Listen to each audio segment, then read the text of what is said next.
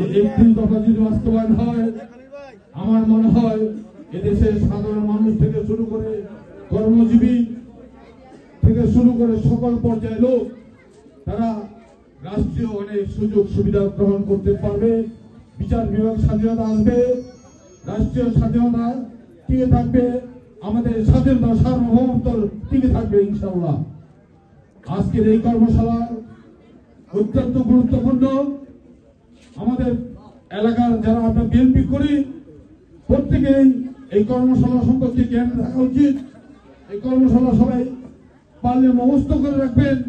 এই কর্মশালাটা কিন্তু অনেক গুরুত্বপূর্ণ বিষয়। 31 দফার কর্মশালাটা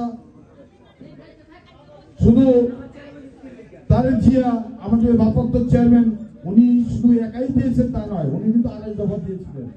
তারপরে সকল রাজনৈতিক দল সারা বাংলাদেশের সকল রাজনৈতিক দলরা সম্মিলিতভাবে এটাকে আরেকটু বর্ধিত করেছে এবং এটা যথার্থ হয়েছে।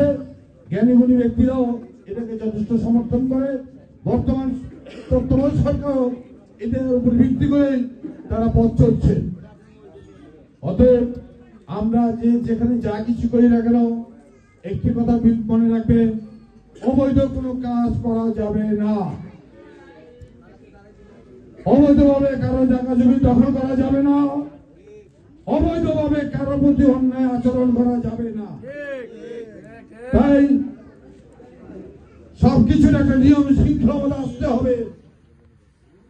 যদি নিয়ম শৃঙ্খলা মধ্যে কেউ না আসে তাহলে আমি সাহেব মন্ডল তার বিরুদ্ধে যদি আমার ভাই হয় তার বিরুদ্ধে যেতে আমরা বাধ্য হব।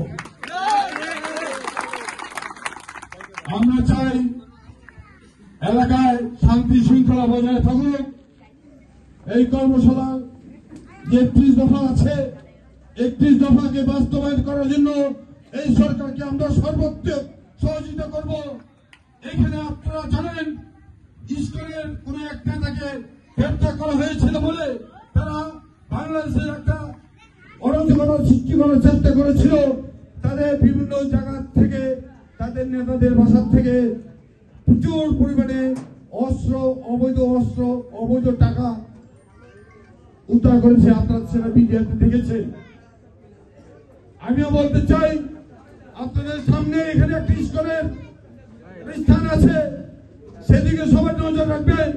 তারা কোনো অবৈধ কর্মকাণ্ড করে কিনা এই বিষয়টা সবারই নজরে আসা উচিত। আমি মনে করি সবার জন্যই এটা শুভ কাজ হিসেবে বয়ে আসবে। আজকে আর বেশি দেরি করছি না। আমরা আগামী দিনে একটি সুষ্ঠু নির্বাচনের আশায় যে 17 বছর আন্দোলন করেছি সেই কেয়ারটেকার গভর্নমেন্টের মাধ্যমে আমরা একটি সুষ্ঠু নির্বাচনের মধ্য দিয়ে এদেশের ক্ষমতা আসন হতে চাই। আপনারা আমাদের পাশে থাকবেন, আমরা আপনাদের পাশে আছি ইনশাআল্লাহ।